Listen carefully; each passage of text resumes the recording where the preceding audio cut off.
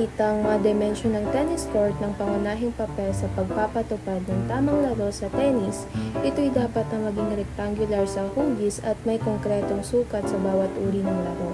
Kung ito ay singles o doubles, ang haba ng court ay hindi nagbabago na may 10.97 meter para sa haba at 23.77 meter para sa layo. Subalit, ang lapad nito ay nag-iiba depende sa laro. 8.23 meter para sa singles at 10.27 meter para sa doubles.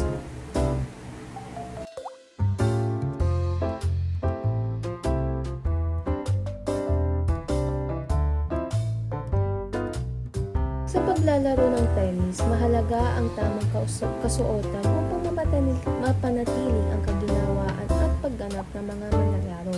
Para sa mga kalalakihan, karaniwang nagsusuot sila ng mga t-shirt o polo shirt na gawa sa mga materyales tulad ng polyester na hindi umaabsorb ng pawis at nakakapreserba ng kalamigan ng katawan. Sila rin ay kadalasang nagsusuot ng mga shorts na hindi umaabot sa tuhod upang mapadali ang kanilang galaw. Sa kabilang banda, bagaman payo lamang na magsuot ang mga kababaihan ng kahit anong komportableng kasuotan.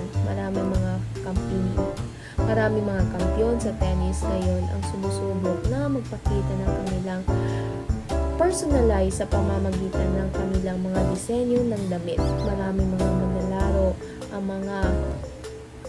manlalaro ang mas pinipili ang magsuot ng tank top o t-shirt kasama ng maikling palda upang magdala ng kanilang estilo habang naglalaro. Ang mga tennis shoes ay hindi tulad ng karaniwang sapatos pang takbo. Ito ay espesyal na dinisenyo upang bigyan ng mas mahusay na suporta ang mga manlalaro at maiwasan ng pagdulas habang sila ay gumagalaw sa gilid ng court. Tennis shoes ay may espesyal na disenyo na nagbibigay ng mas magandang lateral support kaysa sa karaniwang sapatos pang takbo.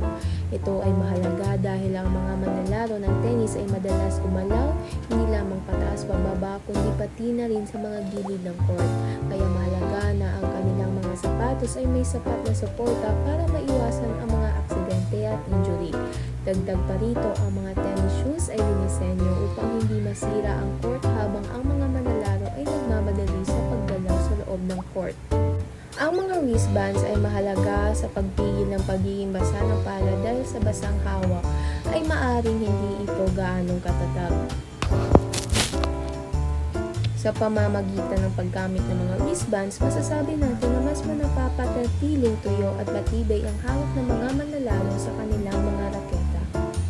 Kagaya ng wristbands, ang headband naman ay isang mahalagang bahagi ng sports attire na ginagamit ng mga manlalaro. Ginagamit ito upang ma-absorb ang mga pawis at maiwasan ng pag-agos nito sa mukha.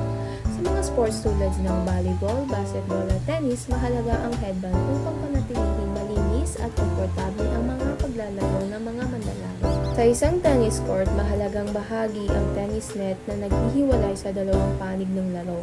Ang net ay isang rectangular na tela na nakakabit sa pagitan ng dalawang net post. Ang tela ng net ay nakatali ng may sukat na 3 talampakan mula sa lupa sa gitna. Ito ay hinuhulma ng maingat upang hindi makalusot ang tennis ball habang naglalaro. Sa kasalukuyan, ang standard na taas ng net sa gitna ay 3 talampakan o katumbas ng 0.91 meter.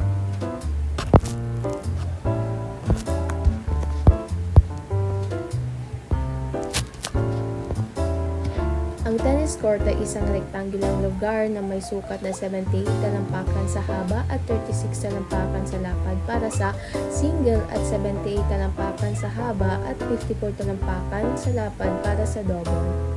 Ayon sa mga patakaran ng ITF, ang mga bola sa tennis ay kulay dilaw at bilugan. Ang kanilang diameter ay nasa pagitan ng 2.5 at 2.625 pulgada. Ang bigat naman ay nasa pagitan ng 2 at 21 out of 160 onsa.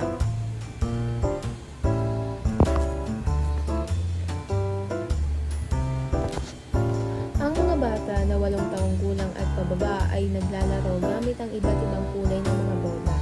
Ang mga ito ay mas mabagal gumalaw, mas mababa ang pagkalon at mas malambot at malalaki kaya madali itong maitangman. Rockets can be made of many alloy or wood.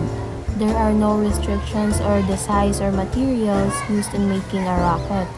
It has an oval head and a gradually widening tube that connects the narrow handle with the head of the rocket.